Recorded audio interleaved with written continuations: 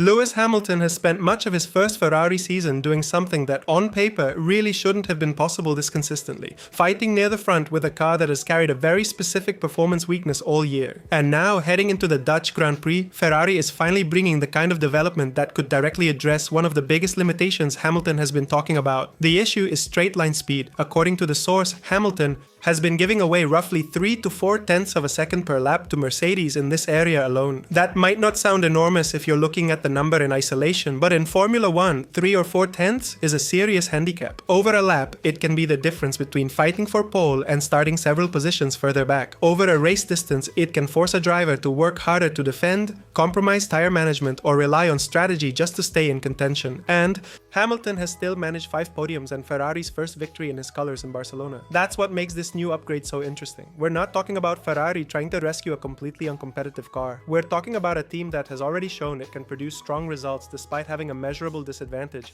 and is now attempting to remove part of that disadvantage. Ferrari is introducing an all-new chassis for both Hamilton and Charles Leclerc at Zandvoort. The important detail here is that this isn't being presented as some isolated experiment or a minor component bolted onto the existing package. It's described as a direct evolution of the upgrade Ferrari introduced at Barcelona, the same event where Hamilton finally ended his 686-day wait for a Formula 1 victory. The engineering objective is particularly important. Ferrari is looking for more aerodynamic performance and more downforce through the efficiency and structure of the car itself, rather than simply adding larger wings or relying on more aggressive setup choices. That distinction matters because downforce is never free in Formula 1. You can often generate more grip by adding more aerodynamic load, but if you pay for it with too much drag, you can end up giving away performance on the straights. That's essentially the problem Ferrari has been trying to solve. The ideal scenario is a car that produces the downforce Hamilton needs through a more efficient, aerodynamic platform while reducing the amount of speed Ferrari sacrifices when the cars are running flat out. If the engineers have managed to achieve that balance, the gain could be much more valuable than a simple headline number from one particular section of the circuit. And there's a reason this matters specifically for Hamilton. He has already shown that he can extract strong results from the existing Ferrari package. If the car becomes more efficient, the question isn't whether he suddenly becomes a completely different driver. The question is how much closer the machinery allows him to operate to the level we've already seen from him on his better weekends. Think about Barcelona. Ferrari had a car capable of delivering a win, and Hamilton converted that opportunity. He has also accumulated 5 podiums despite the weaknesses that have followed the car throughout the season. So if Ferrari can genuinely reduce that 3 to 4 tenths straight line deficit, even partially, the potential benefit isn't difficult to understand. A car that loses less performance on the straights gives Hamilton more freedom everywhere else. It can help qualifying because the lap becomes less dependent on making up lost speed through the corners. It can help racing because defending becomes easier and attacking becomes more realistic. It can also give Ferrari more flexibility with aerodynamic setup, rather than forcing the team to choose between generating enough downforce for the corners and maintaining acceptable straight line performance. And this is where the timing becomes particularly important. Ferrari isn't bringing this development at the beginning of the season when the championship picture is still wide open. It's arriving at the Dutch Grand Prix, with Hamilton already 50 points behind Kimi Antonelli in the Drivers' Championship. That means Ferrari has reached a point where development isn't simply about improving the car in a general sense. Every 10th gained from this point forward has a direct connection to the championship. Now 50 points is obviously a substantial gap. Nobody should pretend that one new chassis magically erases it. That's not how a Formula 1 championship works. But Ferrari doesn't need to erase 50 points in one race. It needs to change the rate at which those points are being accumulated. If Hamilton starts finishing ahead of Antonelli consistently, the gap begins to fall. If Ferrari can turn second place finishes into victories, it falls faster. And if Mercedes is suddenly forced to spend more races looking over its shoulder rather than simply controlling the championship, the entire dynamic changes. That's also why the second Ferrari power unit development opportunity matters. The team has already used its first opportunity at the Austrian Grand Prix with only a modest gain according to the source. But Ferrari still has another development opportunity available before the end of the season, so even if the new chassis at Zandvoort doesn't solve every weakness immediately, there is potentially another layer of performance waiting further down the road. Put those two things together and you get a much more interesting picture. Ferrari isn't relying on one miracle upgrade. It's continuing to develop both the aerodynamic side of the car and potentially the power unit side as well. Of course, there's an important reality check here. Formula 1 upgrades don't always work exactly the way they look on paper. A wind tunnel improvement can be perfectly valid and still take time to understand at the circuit. A new chassis can produce the expected performance, but the drivers and engineers may need several sessions or even several races to figure out the best setup around it. That's why Zandvoort becomes such an important important test. The first question won't simply be, did Ferrari gain performance? The more revealing question will be where that performance appears. Does Hamilton suddenly qualify closer to Antonelli? Does Ferrari lose less time on the straights? Does the car remain strong through the corners without demanding an overly aggressive setup? And perhaps most importantly, does Hamilton immediately sound more comfortable with the balance of the car? Those details will tell us far more than one finishing position. Because if Ferrari has actually addressed the weakness Hamilton has been describing all season, then the results we've already seen from him suddenly become much more significant. 5 podiums and a victory with a compromise package suggest there may have been more potential sitting underneath the surface than the championship standings have shown. So let me put this one to you before we get into what Mercedes is reportedly doing in response. If Hamilton has already managed this kind of season while giving away several tenths on the straights, how much more dangerous do you think he becomes if Ferrari finally closes that gap? Because that is the real question heading into Zandvoort. Not whether Ferrari has brought a new chassis, but whether Ferrari has finally removed one of the biggest reasons Hamilton has been unable to consistently fight at the very front. And if the answer turns out to be yes, Mercedes may have a much bigger problem on its hands than the 50-point championship gap currently suggests. The most revealing part of Ferrari's upgrade story may actually be what it has apparently forced Mercedes to do. Because if the reports from Italy are accurate, Mercedes isn't simply watching Ferrari bring a new chassis to Zandvoort and waiting to see what happens. The championship leader has reportedly been working on an emergency plan B specifically because of the threat posed by Ferrari's development. And considering how the 2026 season has unfolded so far, that is a pretty significant reaction. Mercedes has won 8 of the first 11 races. Kimi Antonelli sits at the top of the Drivers' Championship, and Hamilton enters the second half of the season 50 points behind him. On paper, that should give Mercedes plenty of breathing room. A team with 8 victories in 11 races shouldn't be behaving as though a rival's next upgrade might suddenly change the competitive order. But that's exactly why the reaction matters. Mercedes doesn't necessarily need to believe Ferrari is about to become the fastest team overnight. It only needs to recognize that Ferrari's development curve could be moving in the right direction at a dangerous point in the season. A championship lead can look comfortable right up until the underlying performance gap starts shrinking. That's especially important when your closest rival has a driver like Hamilton. Hamilton doesn't need to dominate every remaining race to make this interesting. He needs Ferrari to give him a car capable of keeping him consistently near the front, because once the machinery allows him to apply pressure, the championship starts becoming a very different psychological contest. Antonelli has done an extraordinary job to reach this position as a rookie, but leading a championship is one thing. Leading it while an experienced 7-time world champion begins closing the gap every weekend is something else entirely, and that distinction could become crucial after Zandvoort. A 50-point advantage sounds large because it is large, but the number doesn't tell you how quickly a gap can change when the competitive order shifts. One driver finishing second, while another wins every weekend, creates one kind of championship. A driver finishing fourth while his rival wins creates another. Over several races, those small differences begin to accumulate, and suddenly what looked like a comfortable lead becomes a race that requires constant management. That's why Ferrari's objectives should be viewed in terms of trends rather than a single result. Suppose Hamilton qualifies several positions closer to Antonelli than he has been able to do previously. Suppose Ferrari's straight line weakness is reduced enough that Hamilton can attack without immediately losing ground when the cars reach the next braking zone. Suppose the team can maintain its strong race pace while gaining some of that lost performance in other areas. None of those developments individually closes a 50-point gap. Together, over the remaining races, they absolutely could change the equation. And there's another factor that makes this more interesting. Ferrari doesn't have to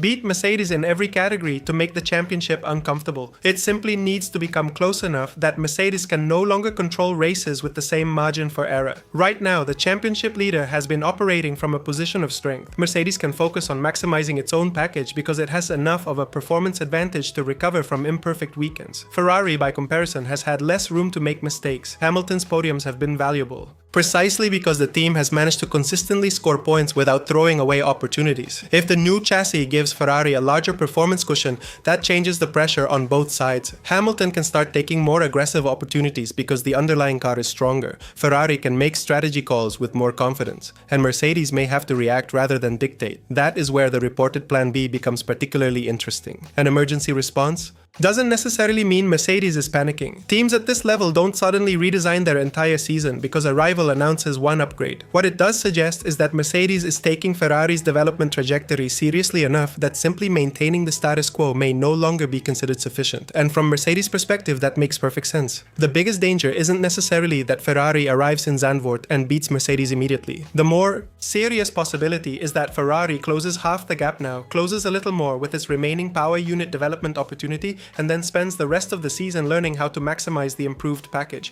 That creates a moving target. Mercedes would then be defending not just against the Ferrari that exists today, but against the Ferrari that could exist 3 or 4 races from now. In a development championship, that's a very different challenge. It also raises an important point about Antonelli's position. 50 points ahead gives him a buffer, but it doesn't remove the need for Mercedes to continue developing. The rookie has been taking full advantage of the car underneath him, and that's exactly what a championship leader is supposed to do. But if Ferrari brings Hamilton into consistent qualifying contention and race-winning contention, Antonelli may have to start answering questions he's barely had to face so far this season. Can he continue winning when Ferrari is close enough to attack? Can he manage a championship while being pressured strategically every weekend? And perhaps most importantly, how does Mercedes react if Hamilton starts taking points directly away from him rather than simply collecting podiums behind him? Those are very different circumstances from the ones Antonelli has faced during Mercedes' dominant opening phase. For Hamilton, this is where the situation becomes especially interesting. He's not chasing an abstract championship deficit. He's chasing a driver sitting in the seat he previously occupied at Mercedes while driving for Ferrari in his first season with the team. That context doesn't determine the result, but it certainly adds another layer to the story. Hamilton's season has already shown that he can remain competitive even when Ferrari's package isn't perfect. The next step is proving that he can turn improved machinery into sustained victories. That's why qualifying could become one of the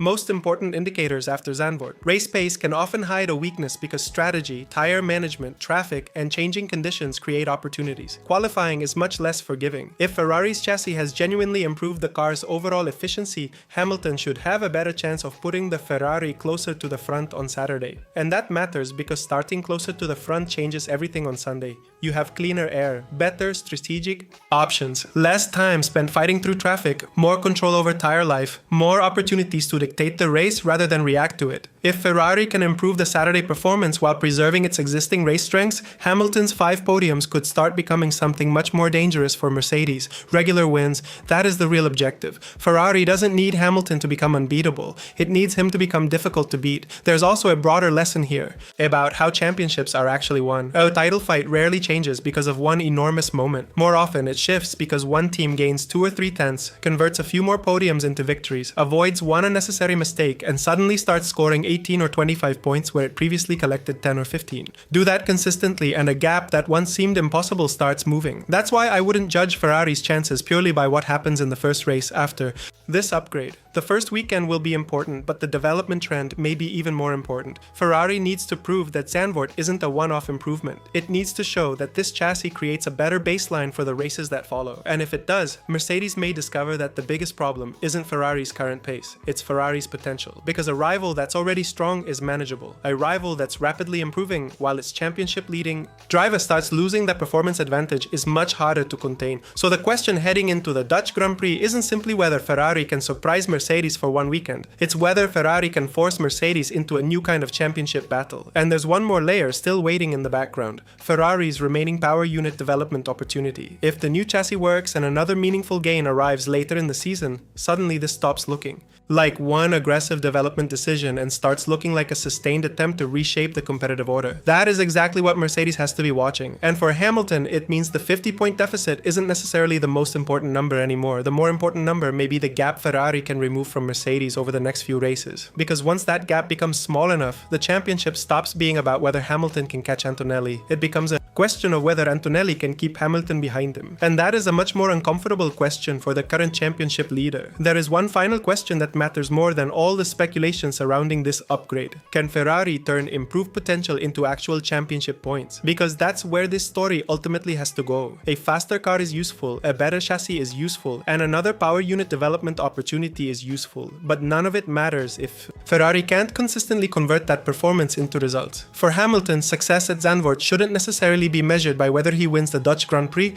That would be far too simplistic. The more important test is whether Ferrari looks fundamentally different from the car we've seen during the first half of the season. Does Hamilton qualify closer to the front? Does he lose less time on the straights? Can Ferrari run enough aerodynamic load to be competitive through the corners without paying such a heavy price on the long sections? Does the car remain predictable over a full stint? And perhaps most importantly, does Hamilton look like he has more freedom to attack rather than constantly compensating for the limitations of the package? Those are the signs that would tell us Ferrari has made a meaningful step, and if those signs appear, then the 50-point gap becomes much more interesting. It's still a substantial deficit. There is no reason to pretend otherwise.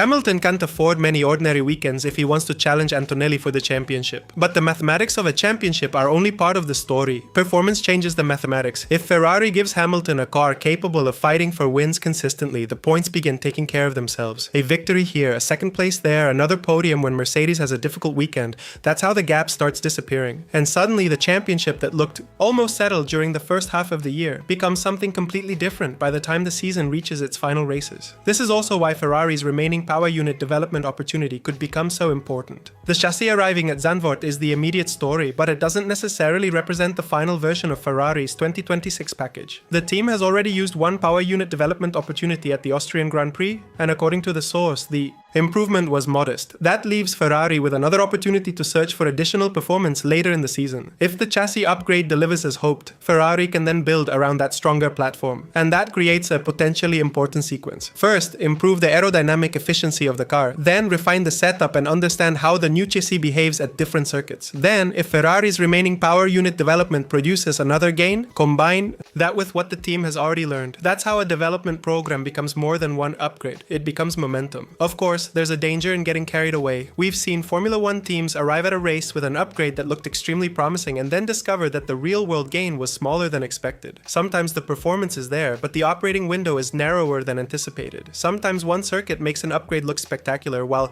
another exposes limitations that weren't obvious in the wind tunnel. Zandvoort itself should therefore be treated as the beginning of the evaluation, not the final verdict. Ferrari needs to understand whether this new chassis works across different conditions and different circuit characteristics. If Hamilton feels a major improvement immediately, that's obviously encouraging. But if the team needs a couple of weekends to unlock the package, that doesn't automatically mean the upgrade has failed. The key is whether the underlying trend is positive. And that brings us back to Hamilton's season so far. There's an argument that his 5 podiums and Barcelona victories should be viewed not simply as good results, but as evidence that Ferrari has already been operating close enough to the front for Hamilton to capitalize whenever circumstances and performance aligned. The car hasn't been dominant, but it hasn't been hopeless either. That distinction matters, because if Ferrari were starting from the midfield, a new chassis would need to transform the entire team before anyone could realistically talk about a championship. But that's not the situation here. Ferrari is already capable of finishing near the front. Hamilton is already capable of standing on the podium. The team has already won a race. The question is whether the upgrade can move that performance from occasional to consistent. That's a much smaller and potentially much more realistic leap. And if Ferrari makes that leap, Hamilton's role changes as well. During the first half of the season, he has had to maximize opportunities. When a podium was available, he needed to take it. When a victory became possible, he needed to capitalize. But a stronger Ferrari would give him something every championship contender needs: